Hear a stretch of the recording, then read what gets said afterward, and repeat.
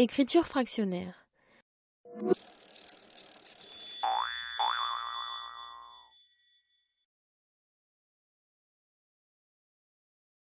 Il existe plusieurs manières d'écrire un quotient.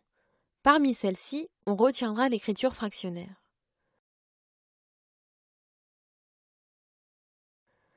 Nous savons déjà que le quotient de deux nombres est le résultat de la division de ces deux nombres. Par exemple, lorsque l'on effectue la division de 5 par 2, on obtient 2,5. 5 est le dividende, 2 le diviseur et 2,5 le quotient. Voyons maintenant une autre manière de définir le quotient de deux nombres. Si A et B sont deux nombres, avec B différent de 0, le nombre qui multiplié par B donne A est appelé le quotient de A par B.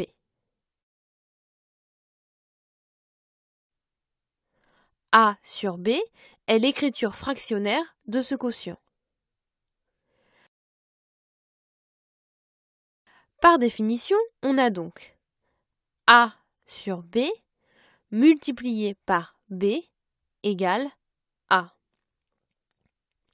Par exemple, le quotient de 3,8 par 5 s'écrit 3,8 sur 5. En effet, 3,8 sur 5 multiplié par 5 est égal à 3,8.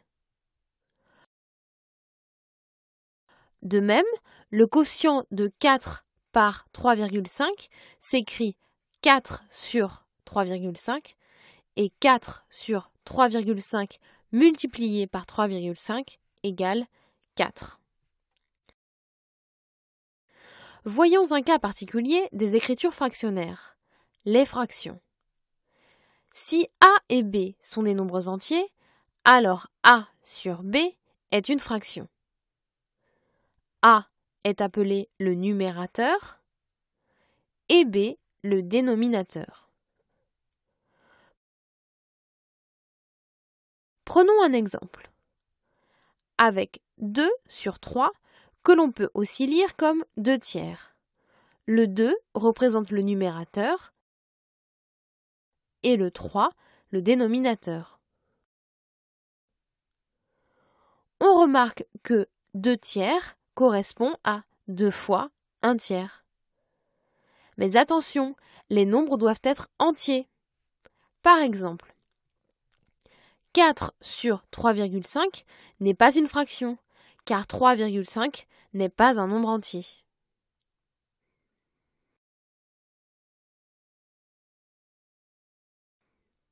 Prendre une fraction d'une quantité revient à multiplier cette fraction par la quantité. Exemple. Prendre les 3 cinquièmes de 60 revient à multiplier 3 cinquièmes par 60. Pour effectuer cette multiplication, plusieurs méthodes sont à notre disposition. Voici la première.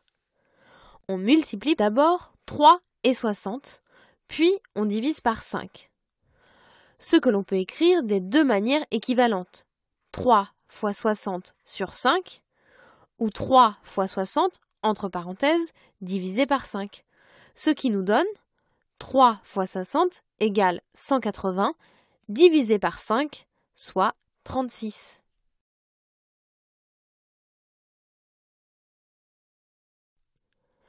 Deuxième méthode. On divise d'abord 60 par 5, puis on multiplie par 3. Ce que l'on peut écrire de deux manières équivalentes, 3 fois 60 sur 5 ou 3 fois, entre parenthèses, 60 divisé par 5. Ce qui nous donne 3, le résultat de 60 divisé par 5, soit 12. Au total, on obtient 3 fois 12 égale 36.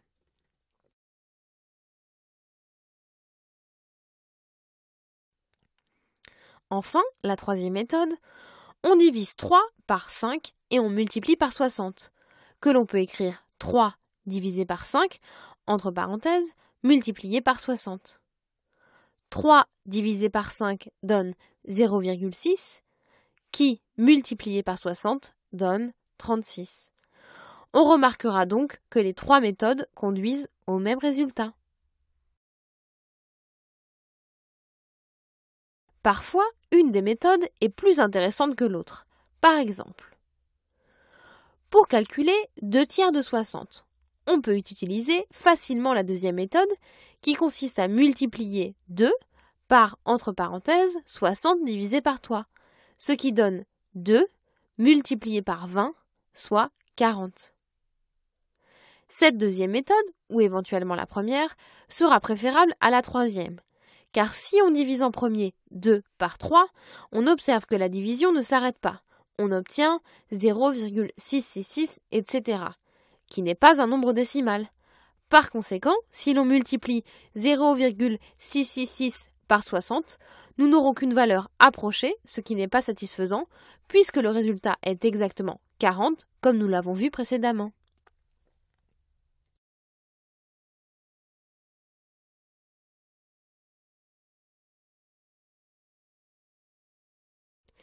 Il existe une propriété qui est fondamentale pour les fractions.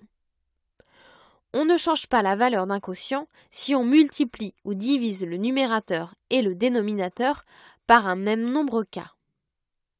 Ainsi, le quotient a sur b est donc égal à a fois k sur b fois k. De même, a sur b est égal à a divisé par k sur b divisé par k. Voyons cette propriété importante avec des exemples. 2 septièmes est égal à 6 21e, car on multiplie le numérateur et le dénominateur par un même nombre, 3. 2 fois 3 donne 6, et 7 fois 3 égale 21. De la même manière, si on continue en multipliant numérateur et dénominateur par 2, on obtient une fraction égale de 12 42e, car 6 fois 2 est égal à 12, et 21 fois 2 égale 42. Retenons qu'un quotient possède donc une infinité d'écritures fractionnaires égales. Mais vérifions sur une calculatrice les égalités de quotients.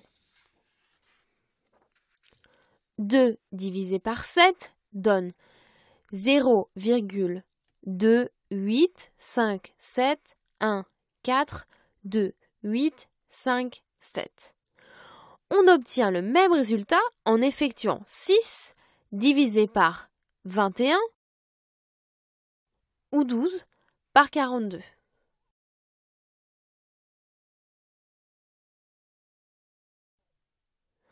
De même, si on divise le numérateur et le dénominateur de la fraction 24 16e par un nombre 8, le quotient reste inchangé.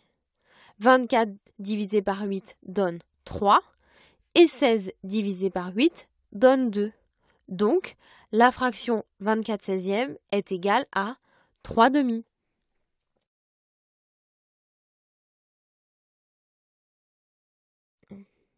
Pour terminer, voyons comment peut-on placer une fraction sur une règle graduée.